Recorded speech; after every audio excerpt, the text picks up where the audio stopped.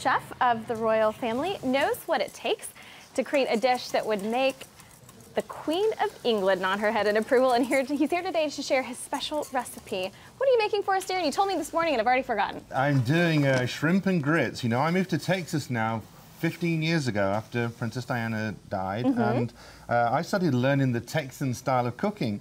And I thought, well, I can add my sort of traditional British twist onto some of these dishes too. I love it. So when you take grits and you try them for the first time, they're nasty.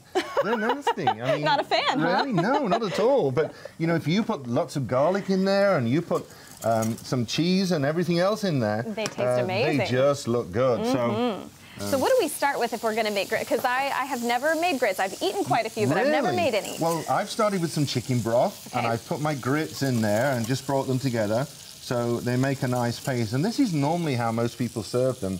But I'm thinking if we put some cheddar cheese in there, and if we put some Parmesan cheese in there, and then some English Stilton cheese, the king of cheese in England. That sounds good. In there as well, and that's going to give this a really, really nice flavour. What kind of consistency are we looking for in the grits? Well, we can do it so it's sort of nice and firm if we want to. I want mine nice and runny. Okay. So I'm going to add a tablespoon of cream, well, a Texas-sized tablespoon of cream at least, and then stir all of these ingredients together. Everything's better with cream. Doesn't that look good? That looks amazing, and it smells so good. I wish everyone at home could smell it. It smells amazing. Well, what you can smell is the garlic in here. And I'm putting some chili in there and a little thyme. And this is a fabulously easy dish to make at home. What do you think is the key to picking out good, fresh shrimp? I think always make sure they're nice and fresh. Never buy them on a Sunday because they've been sat there for the weekend. So I tend to do my shrimp midweek where they are nice and fresh. And how do you know when they're done? I'm never quite sure when things are done. Well, these are only tiny shrimp, so these are only going to take probably 2 or 3 minutes, but we really want them not to spring back, to be nice and firm, but not overcooked as well. All I'm trying to do is to make a nice crust on them to make them really, really tasty with that chili and garlic. A little salt? Is that a little salt in there as well. And here you can see my delicious grits with that Stilton cheese in there. Oh boy, those look good. Yum. And then you've got some chopped up veggies over here, That's right. This is what we call a trinity, which gives it some more flavour. So I can serve those and then add, here I've got some carrots, I've got some celery, some red peppers and some onion. And then I'm just going to finish that with some green onion.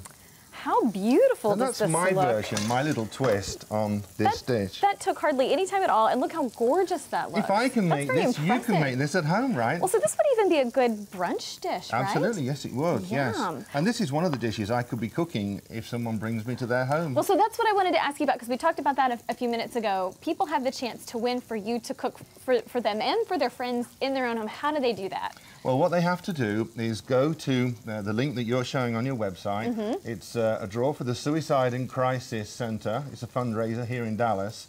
And it's a raffle. So people actually pay $50 for one ticket.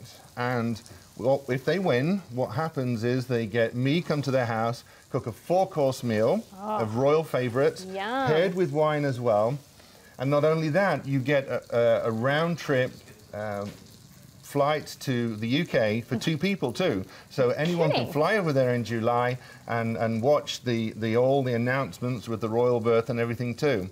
How exciting. And if you don't win, you're just donating $50 to Suicide Crisis and a wonderful cause. I love that. That's a win-win. Well, so are you keeping up with all of the news surrounding Princess Kate's or Duchess Kate's pregnancy? Are you keeping up with all that? I am, and so are all of the world's media too, and getting into trouble for it. You know, they've been taking photographs of her on vacation, and you know, William, Kate, you're going to have to man up and live with this because everyone wants to know about that royal baby. And so it's just going to get worse. You know, if you want a vacation that's sort of really, really quiet and the press can't get you, go to Balmoral. Wow. Well, I totally agree with you. I think that they're really going to have to just get used to everybody watching their every move. But boy, they always look good doing it. So thank you for being here, Darren. This is delicious. Nice to be back. Wonderful. And buy a ticket. Absolutely.